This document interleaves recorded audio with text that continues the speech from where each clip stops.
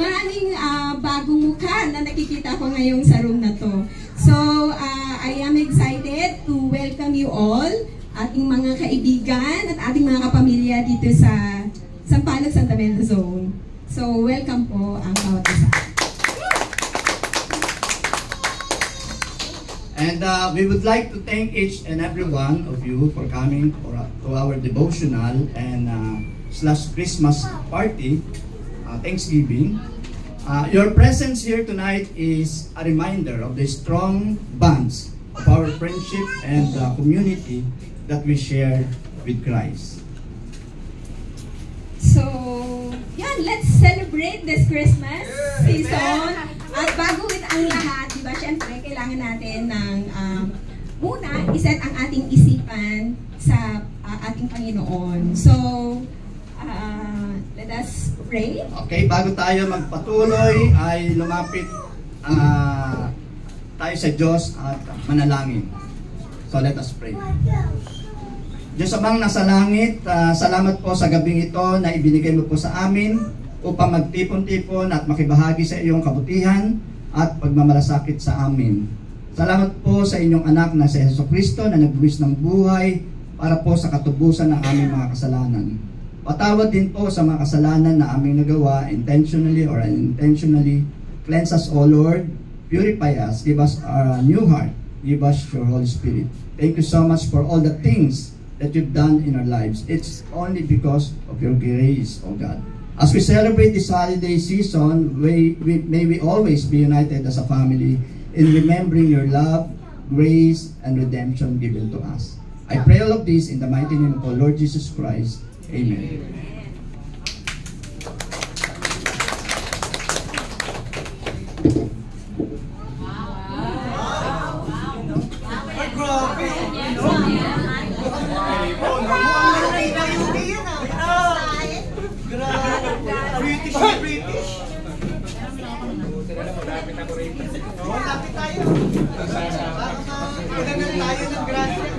Sasaboy ng biyaya ko. Sasaboy ng biyaya. Ayan, grabe. Ang dami natin. Magandang gabi po sa ating lahat.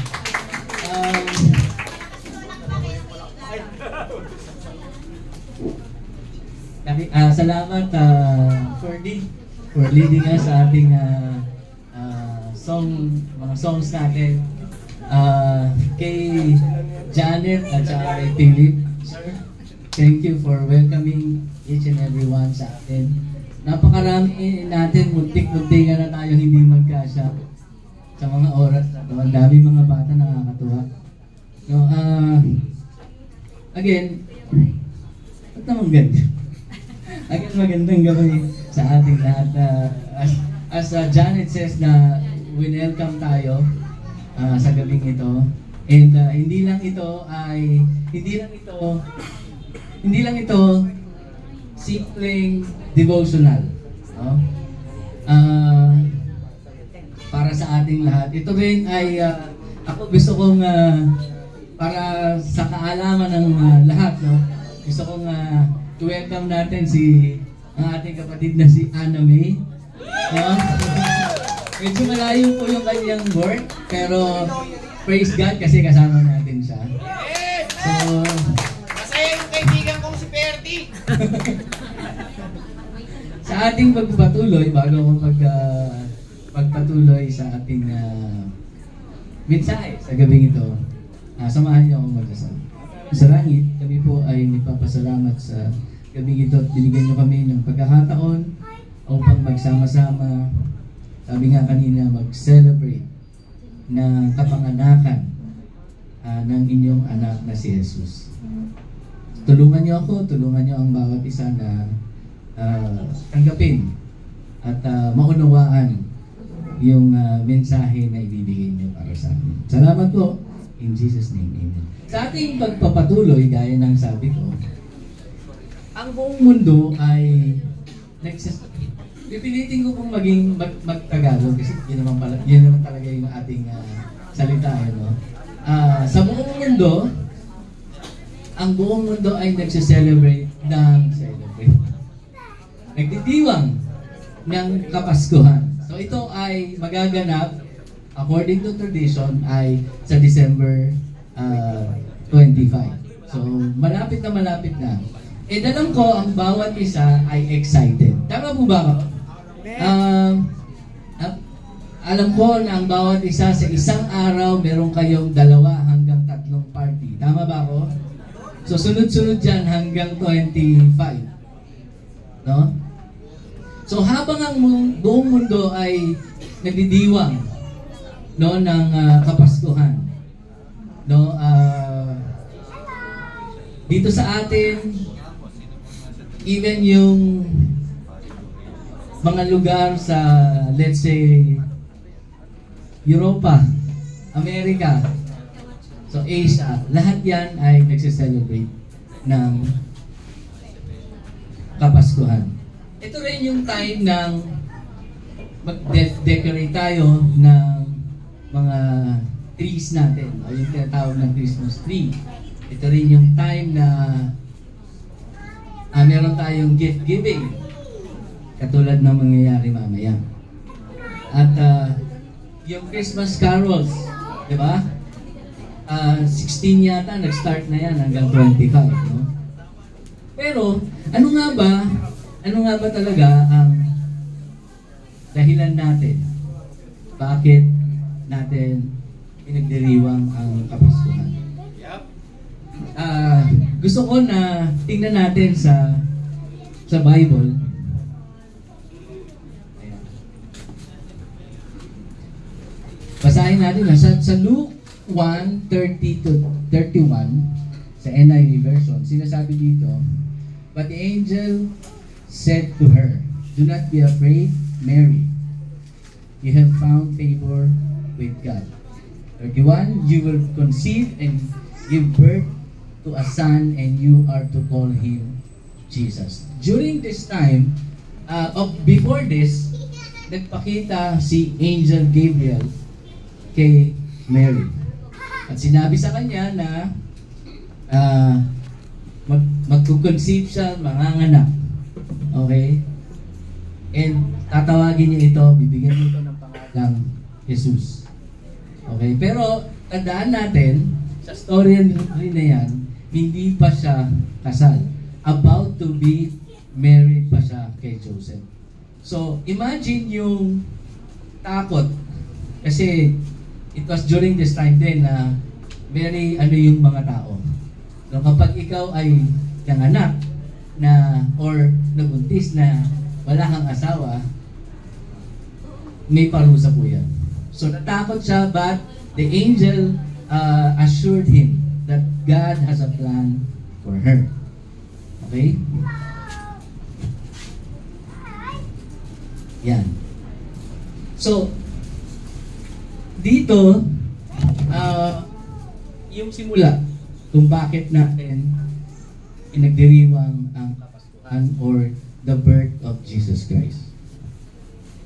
Ngayon naman, para sa ating lahat, yung meaning ng Christmas para sa ating lahat. Okay? Tingnan natin in Matthew 1 in verse 33 and NIV version ulit.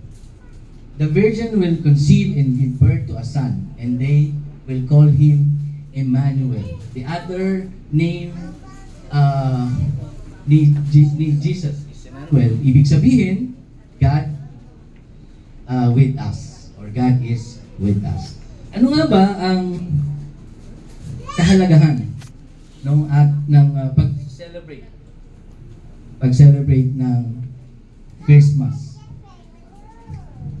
During this time na Mary was about to give birth, no?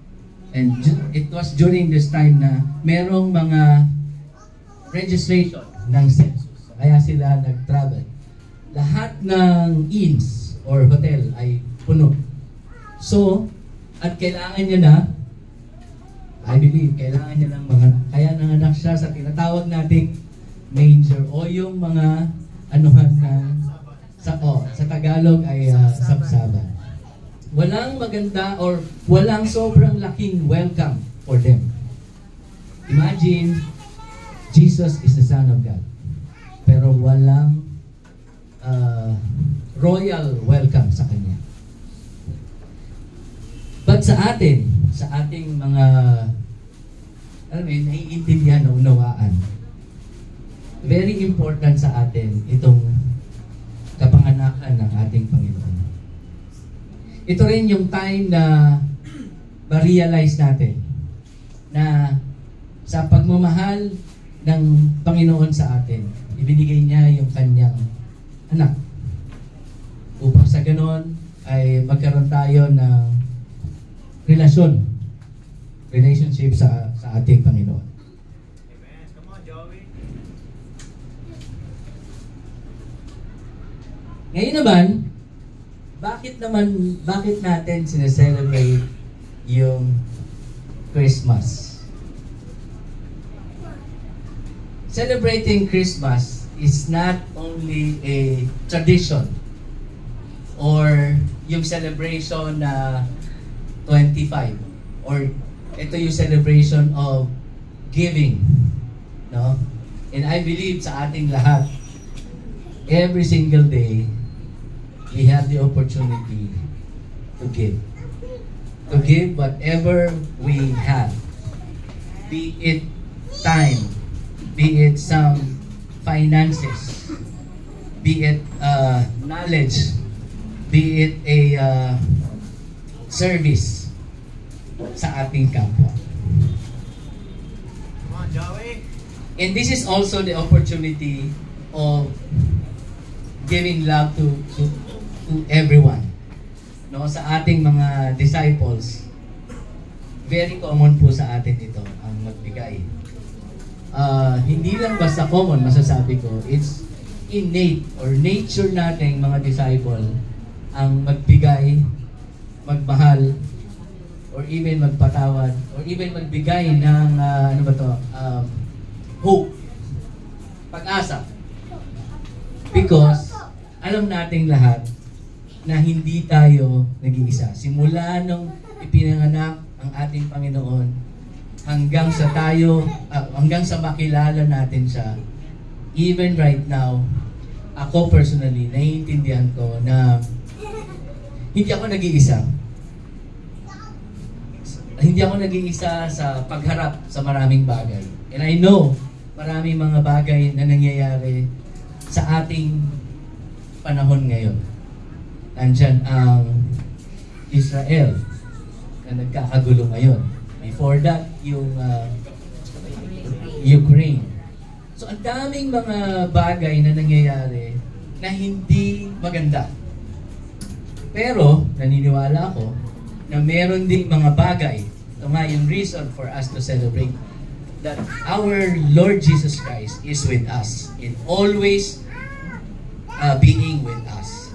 Now, whatever situation, ano man ang ating sitwasyon sa ngayon, kondisyon ng ating masasabi ko pananampalataya, kondisyon ng ating pamumuhay, sa pang-araw-araw, no, dito sa ating bansa. Dito pa lang. Pero guys, hindi po ibig sabihin na dito meron tayong nararanasang hirap. Itong hirap or yung challenges na ito, pagsubok, ay nararanasan sa buong mundo. And ito rin yung time na ipakita natin, ipadama natin yung pagmamahal. Hindi lang sa sampalok Santa Mesa ng mga kapatid natin, no?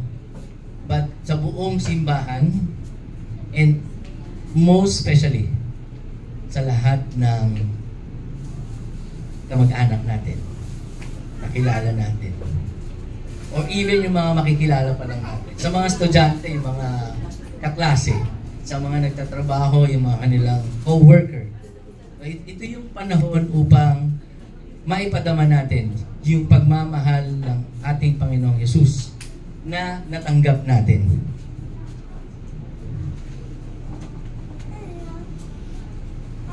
Now, God's love will always be here forever.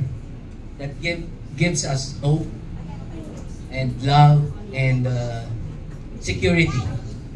No? God is always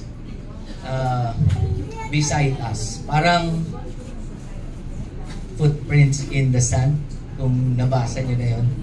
No, whatever things na pinagdadaanan natin, kasama natin ang ating Panginoon. And I encourage everyone not to give up.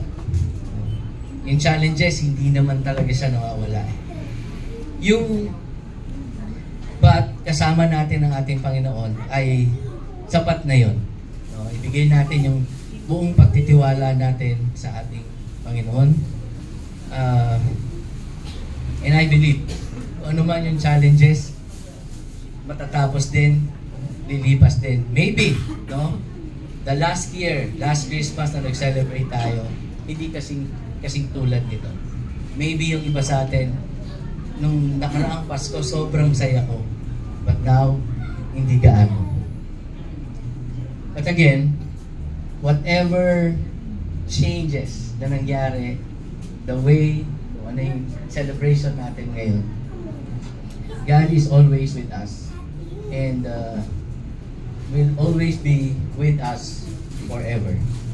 So, sa ating pagpapatuloy, bago natin gawin yung party na sinasabi ko kanina, yung gift giving, alalahanin natin ang reason kung bakit natin ito ginagawa. Maraming salamat po sa pakikinig at magandang gabi. Merry Christmas sa atin.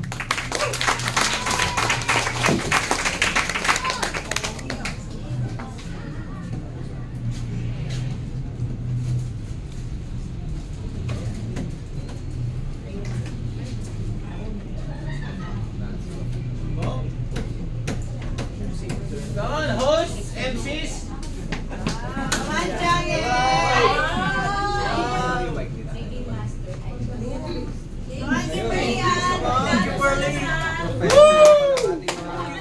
Nakabalik lang galing sa sabay.